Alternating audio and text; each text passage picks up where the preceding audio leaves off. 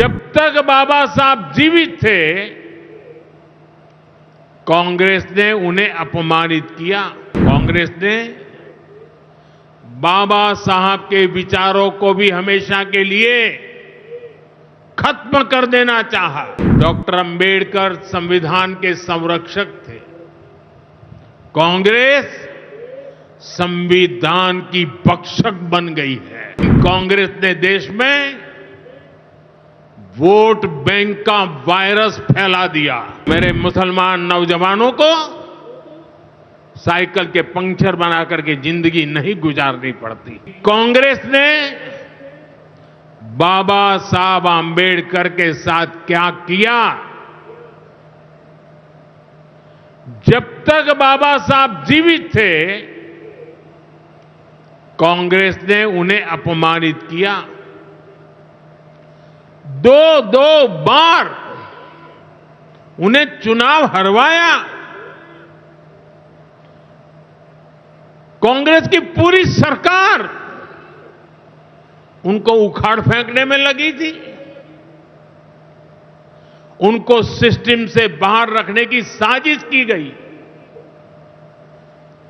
जब बाबा साहब हमारे बीच नहीं रहे, तो कांग्रेस ने उनकी याद तक मिटाने की कोशिश की।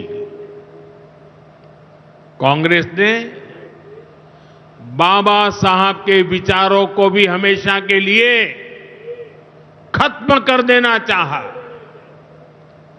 डॉक्टर अंबेडकर संविधान के संरक्षक थे। कांग्रेस संविधान की भक्षक बन गई है।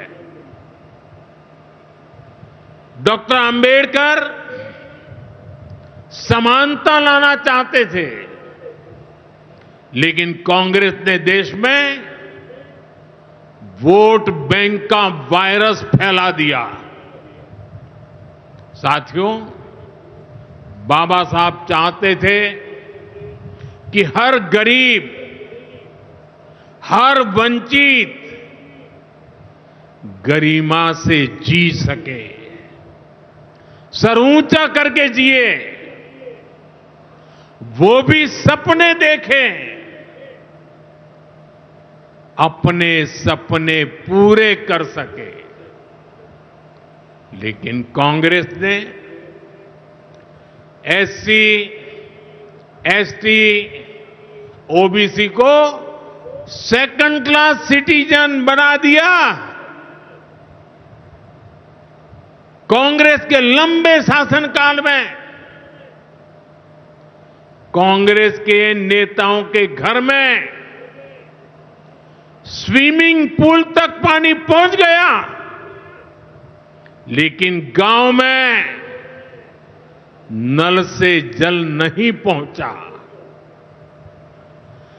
आजादी के 70 साल बाद भी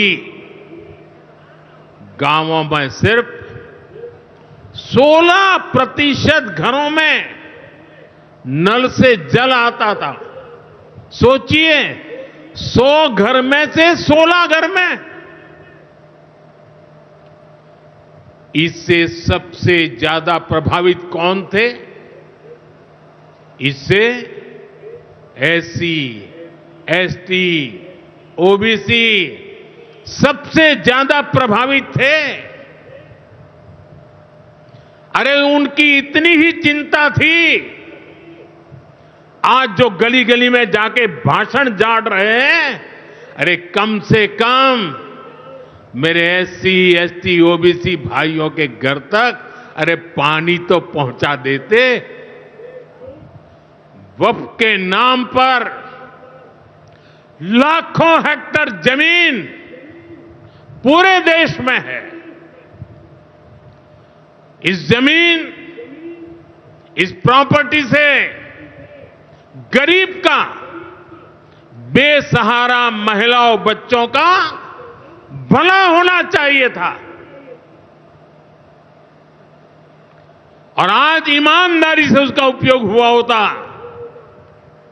तो मेरे मुसलमान नौजवानों को साइकिल के पंक्चर बना करके जिंदगी नहीं गुजारनी पड़ती। लेकिन इससे मुट्ठी भर भू माफिया का कोई भला हुआ। पसमानदा मुस्लिम इस समाज को कोई फायदा नहीं हुआ। और ये भूमाफिया किसकी जमीन लूट रहे थे? ये दलित की जमीन लूट रहे थे, पिछड़ों की जमीन लूट रहे थे, आदिवासी की जमीन लूट रहे थे, विधवा महिलाओं की संपत्ति लूट रहे थे। सैकड़ों विधवा मुस्लिम महिलाओं ने भारत सरकार को चिट्ठी लिखी, तब जाके कानून की चर्चा आई है। वक्फ कानून में बदलाव के बाद अब ये गरीबों से जो लूटा जा रहा है वो बंद होने वाला है।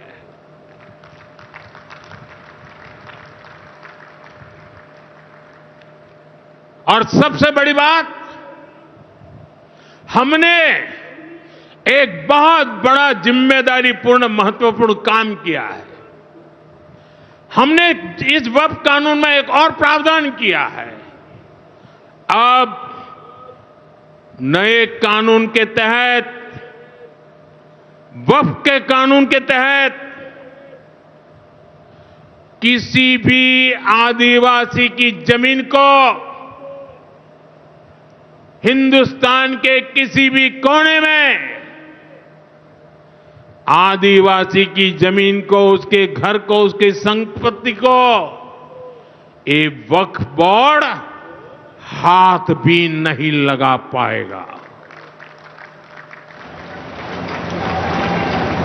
ये आदिवासी के हितों की रक्षा करने का, संविधान की मर्यादाओं का पालन करने का